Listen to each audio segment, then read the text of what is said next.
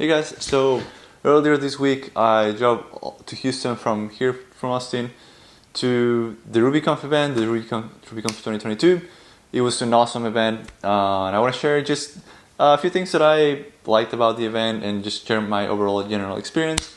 I'm going to cover three things: my favorite talks, who the conference is for, and what to do if you want to go to one of these tech talks. That's pretty much it. Let's get into it. So the event overall was really great. Who this event is for, I would classify it as something that's for intermediate to advanced Ruby developers. If you're a super beginner in Ruby, I wouldn't recommend you go to one of these conferences. And the reason is that you can have a much better time in a beginner course, just learning about the language and getting familiar with how it works and actually using it for something, whatever it is. And once you get a year under your belt, feel free to go to one of these conferences. You're going to enjoy it a lot and learn from others and from the community and get to meet some awesome people. So the talks.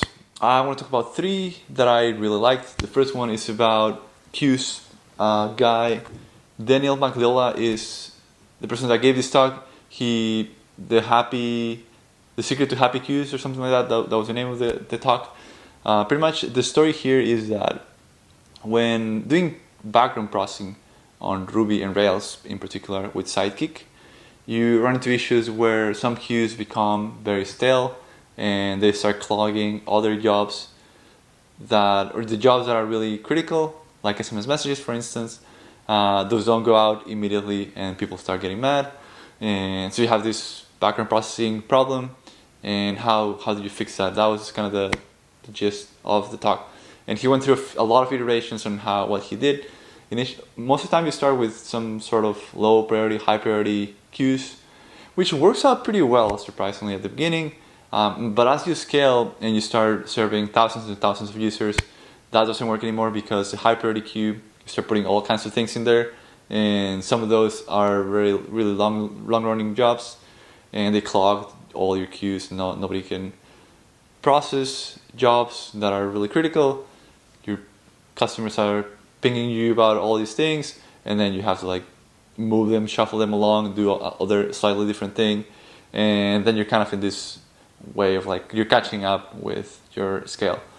But so pretty much his idea was about doing kind of a guarantee of how long it'll take for a job to run in a queue. So you have a within 1 minute queue, within an hour queue, within a day queue, and you only get jobs that can be processed within that time frame. So within the minute, you only put jobs that are seconds, that run in seconds and that are really quick. And within the hour, you can put a little bit more processing intensive jobs that can take a minute, and then so on and so forth. You kind of figure out how to organize your jobs, but then the idea is that you have alerting on these queues, and then when they go over the latency threshold, then an engineer gets an alert and they can start to fix the problem and look at the queue and start whatever they need to do, spin up more servers to process those manually or in those new servers or something like that. You kind of figure it out. But I think it was a really neat idea, just to fix or to have a slightly better queue processing system with Sidekick without adding any new technology. What I thought it was kind of lackluster in this talk was that I think at the end, in some cases, you're going to need some more a more complex system with processing with a third-party server, kind of have a queue and then process with other computers that are not within your same application. But that's just way more complex for a 30-minute talk. So I'll give props to this speaker, and it was great. I don't think it was within the scope of this talk to talk about this kind of things, but awesome talk. Second talk I want to mention was from Nick. Nick talks about the magnitude 9.1 earthquake in Fukushima, Japan, and so this talk was kind of a journey of how they got the plant under control when they had a 9.1 earthquake in Japan, and it caused a tsunami. The plant was filled with water, and so their backup energy system that worked with diesel were just shut or broken thanks to the water. They couldn't use those, but they had another backup system. So it was just a whole story of how the disaster went. Not everything went right. They had a lot of problems, and at the end it contrasts these two leadership styles of the prime minister and the head of the plant. And it was a super interesting story. I got a lot out of it, and just how you should handle problems. And I'll let you check it out. I'm sure they'll upload it and you can find it. But Nick, he did a really good job describing this story. I got a lot of lessons on how you can have influence, even if you are not at the top and you don't make all the decisions. If you're in the middle manager, you still can make a huge impact within your team and within your organization. And in this case, they prevented a huge disaster that could have made Tokyo inhabitable. So we would live in a very different world if it wasn't because of this leader, the person that was running the plant at that time. And last one I want to mention is Sandy Bond. So Sandy Bond gave a talk on leadership and how when you're a leader at a company and you're in management or an executive, it's very hard it is not as straightforward as when you're an engineer to know what to do. So you have to find that out for yourself, ask questions, notice things, notice problems, and start working on those problems. Nobody is really telling you, well, sometimes they do, they tell you, hey, like this is what we need, but then many times you're kind of like, oh, well, I have time now, what do I need to do? And it's kind of up to you to figure it out. So he touched on that point that it's completely normal to feel that way sometimes. If you feel that way for a long time, maybe that's a problem. But at the beginning, in some instances, it's normal to feel like you're kind of lost. She talked also about how some problems are complex in leadership. For instance, giving somebody a raise.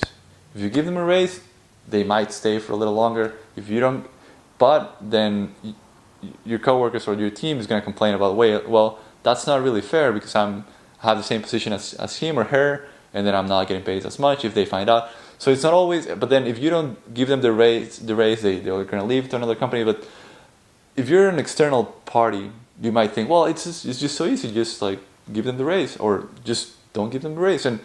But it becomes this thing where you're kind of like looking at the TV or like from spectating the situation and thinking, well, that's so easy, just do X.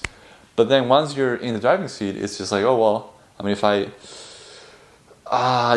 these choices are not as straightforward. Like I won't give him the raise and then he quits. You feel sad about that. And sometimes you make decisions that nobody really likes, but you have to make them. So I really like that she talked about this. It's not very common for people to notice this or mention it. And me as a manager, I kind of like that she mentioned it and she's aware of that. Kind of as a leader of her organization, I think she's like the COO of a company or something like that. So I'm glad she understands this, how this, not how this works, but how the reality of it and of complex decision in the leadership part of the organization. And so the last thing I want to do is talk about how you can get to one of these conferences. I recommend you guys talk to your manager in your company. Many times they sponsor you to go to these events. I highly encourage you guys to go to one of these per year or more if you can, but check them out. Something I think developers and engineers should try at least a few times and see if they like it. I got a lot out of this event, especially because I went there with coworkers and we had a really great time just together, learning about Ruby and what other people are doing, just kind of. It was also kind of a bonding experience for my team and for the company that I work for. So overall, awesome. If you like this video, consider subscribing. As always, I'll see you guys on the next one. Thank you guys for watching.